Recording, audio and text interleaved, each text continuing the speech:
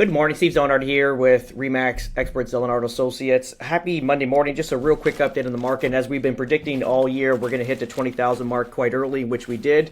We're officially over the 20,000 mark. So 20,268 units as of this morning with 568 selling. Like we mentioned, this is extremely high inventory given the time of the season. We're going into the end of Feb and already in the 20K mark. We usually hit this by the summer. So we're probably 5 to 6 months ahead of schedule. So we're predicting, we can probably hit like 30,000 units by, let's say, the summertime market. But how does this all reflect? If you kind of break this down, it's obviously the more inventory in the market, this is going to give more competition to the current properties, giving you less money as a seller, giving the buyers more choices. Clearly, we have we've had full momentum going into the 2025 year, and obviously that the steam is starting to get released out of it, which is a good and bad thing. Clearly, if you're a seller, we've been ringing the bell since January 1st, like get on the market because we're already at extreme inventory. If you want to get it on the market, get it sold.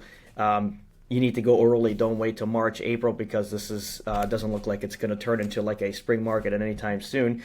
Even though we've had aggressive interest rate changes, but it hasn't done anything. Obviously, there's a lot of negativity loom with the American tariffs onto Canada, which is obviously offsetting a bunch of different interests into Canada. Number one with businesses, number two with construction. But then again, you got to look at the current administration has been in power literally a month. I think today, just a little bit over a month. This is curtailed from 10 years of bad government. Let's just call a spade a spade. It is what it is. This is now the tail end. Now they're going to blame other parties. But obviously, tariff is an issue going into it. Break this down into months of inventory. This is very important, and we'll go into some niche markets, and then we'll look at the overall Toronto market as a whole. So if we go, let's look at Toronto. So 20,268 units, and if we go in the last 6 months of sales, we're at 28,638 sales in the GTA in Toronto. So if you break that down into how many months of inventory is currently on the market, we're basically going through 23 or 24% of inventory per month. So every month, 24% of the inventory that's currently on is getting sold. So that gives us an actual amount of 4.25 months of inventory currently on the market. And that's also including condominiums. I think maybe the next week we'll separate to kind of see the difference, because condos would be a different product than obviously single family dwellings or homes with attached with condominium fees and stuff like that. Let's bring it down a little bit more narrow, like micro, into another community. Let's look at Klineberg as a whole. So Klineberg currently right now, and that's all of Klineberg, New Klineberg, all the other parts of it where the larger houses are. We're at 82 listings, okay, and we had 81 sales in the last 6 months. So we're at a current inventory in Klineberg at 6.2 months of inventory. So it's higher than the, let's say, average. And this is what I need to look at Toronto and kind of break it down to different segments and kind of see where we're at. But again, niche markets like Klineberg at 6 months. I'm going to expect Nobleton to be higher than 6 months. I haven't done the ratios just yet, but I would imagine it's going to be higher than 6 months for sure. At one point, it was actually below Klineberg, but now we're starting to see very low movement in Nobleton currently right now. That's pretty much it. I mean, what do we do? We're obviously looking at both markets, both sides of the border, and we've been studying it, and we've been beating this problem the last, let's say, 2 to 3 weeks, and ultimately to find a solution, especially for sellers, because we got sellers that are in financial issues that need to get property sold, they need to get them out, and we need to get as much equity as possible out of the property. And you can only do so much. I mean, ultimately, when you do a marketing package, they're all the same. I mean, ultimately, make sure the photos are great description. Make sure you hit make sure you're highlighting the points of the house, not just it's got a beautiful backyard with green grass, like a generic description or caption rather. You want to break it down into points, like why someone should buy this. If it's got an oversized garage, I mean, that's going to be important to somebody. If it's got obviously a rental in the basement, that's very important to someone if they have to generate income to afford the mortgage. I mean, just hit the high points. This is what we usually do on our listings. We basically, the first paragraph, we really don't go into the niceties of it yet. It's more the meat and potatoes in a sense, where it's the main highlights of every property. So people have a very low retention rate, and they're not going to read a whole paragraph. You can't get into this whole backyard oasis and stuff like that. You got to hit the main points. If they like it, they're going to keep reading on and then get into niceties. I mean, also, again, marketing package, great video, intro, you hit it on the social media platforms, you boost it up, you put ad spend behind it, you put it on YouTube, you ad spend behind that, you put it on Facebook. Believe it or not, we're getting a lot of activity through Facebook. Put some ad spend behind that. You send out flyers to the area looking for a buyer. If a family member that lives in the community wants a family member in the community, we're trying to track that out. Do a little bit door knocking around the listing. Again, this is everything you can do.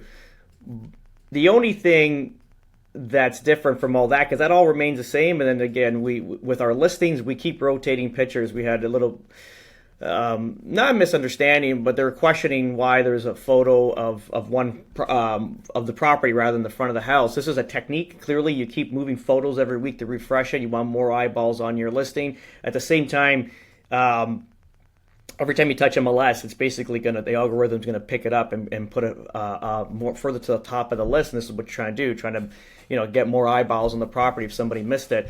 Because you can't just have the one photo of the property. You need to rotate. If it's got a pool, if it's got a great kitchen, if it's got a basement apartment or a theater, whatever it is, oversized garage, whatever their features are, you want to basically keep rotating it, because someone that's actually looking in the particular area will you're consciously programming them to look at your property, even though they're not flicking through the photos. Every week they're getting a new photo of it, so they're actually getting uploaded their information. A little bit of neuro-linguistics programming there. Then what we need to look at is price, and this is where we came to. I went actually to a hockey game with a friend last week, and he's also a realtor, and we actually bought our house through him here in Florida. And it makes sense, and it's all about price, and we know this, and it's just we've been docile and spoiled for so long as realtors, where you list a property, you kind of went with you show the value. Our listing presentations are pre-printed prior to going in, so we find the value of your property, we pre-print it, so we're not persuaded in the listing presentation. Sometimes the sellers are better salespeople than you are in their home, and they can sell you on a higher price. So what we do is we pre-print the actual value of the house, because this is what we did. Our analytics is a quiet space, and that's what the value is based on the comps. If there's some adjustment because we didn't catch something on a renovation, fair enough, we'll make a change on that, but that's the value, so we're not swayed while we're in there. That's obviously done purposely for us to stay on track and not to be persuaded by the seller, nor want to take an overpriced listing, let's just say that. And so we've been very docile as realtors, to be honest, where it's like you take a listing, and just you set them up for it. I mean, this is the price. We'll go there, and then we'll automatically start adjusting price down.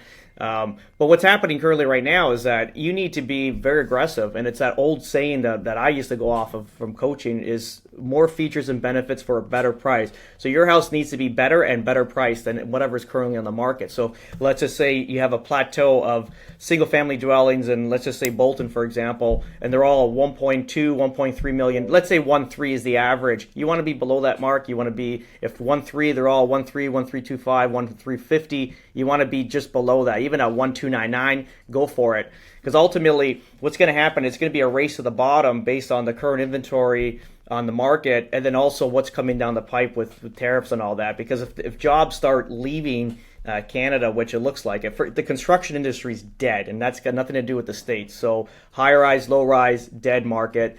Why that's important? It's the people that work in those industries. These are high paying jobs that are going to be unemployed, don't really have skill other than what they do. So if you're a plumber, you're a plumber. You need to be plumbing. You're not going to be running analytics at an accounting firm. It's just so you're going to be looking for more plumbing work. And if there's no plumbing work, you're going to be unemployed. If you're unemployed, that means from a six-figure income, you're down to I don't know what the employment rate is, but it's clearly a lot less. I even forgot what it was. I mean, we're in construction, but I mean, it's going to be a lot, way, way less. So if you have a lifestyle based on 100 plus income, and now you're getting, let's say, 40,000 or 30,000, whatever it is, it's not going to be sustainable for very long, maybe not long at all, and you'll be forced to sell. Then that's going to be pumped more inventory on the current market. So that's what my concern is the employment.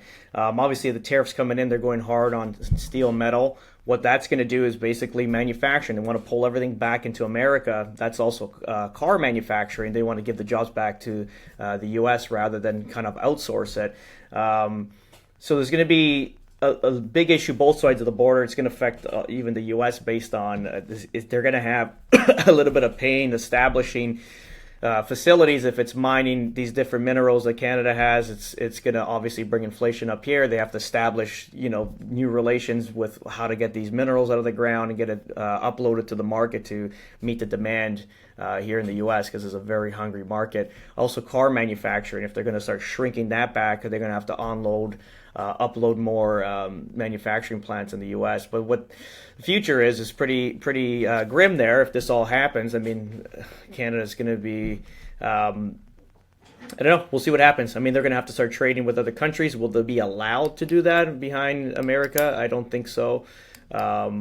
Will they start trading interprovincially? Potentially. That's what they should have been doing the last 200 years.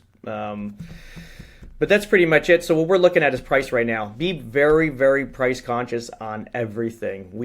I have my personal properties on the market, both sides of the border. We are slashing prices. It is what it is. It's we want to make sure. Right now, what I'm telling sellers right now, listen, let's say you lower the price and you think you're getting beat up, you're flashing the sale here. It's a flash sale. Don't think like that.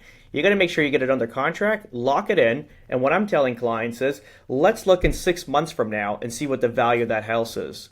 Let's see what it is. Let's see how far down it's gone and how much more money you made, basically securing the contract early on in this descent. Because when there's a descent, I mean, clearly you want to get it at the top. Because if you're going to start getting down, ultimately it's going to be a disaster. And again, inventory, the way it looks right now, current projection, it's there. So this is basically 2025. I mean, we've been fighting the last 5 years in different ways, and this is our way of looking at the market. And I think this is the way we get clients out of properties that they don't want anymore, or if they're downsizing or if they're upsizing. Clearly, if you're upsizing, it's always beneficial with the certain percentage of a downgraded market on a higher valued house. You'll see higher price drops on it, or higher value loss. So when there's higher value loss, that's a direct correlation to your mortgage amount. That's the whole point. You can get your mortgage lower for the same house. Why not? Especially as rates continue to drop, and they're not going to be raised anytime soon. So I think right now you can get a 5-year fix under 4%. Let's see what happens. These guys are going to be meeting very shortly, I believe in March. So we'll see another rate cut, I believe both sides of the border. So that's pretty much it. Long one today, but a lot of information. I hope you guys enjoyed it. If you have any questions regarding real estate, if you are a real seller and you're looking to sell your property, give us a call. We'd love to educate you on the market, show you a strategic plan to get you out of the market, get all the most money retention that you can possibly get out of the sale, and also a plan how to spend that money. Because if you're upsizing, downsizing, we have a plan for you too, and we're actually going to onboard something very shortly about all this. That's pretty much it. Have a great day.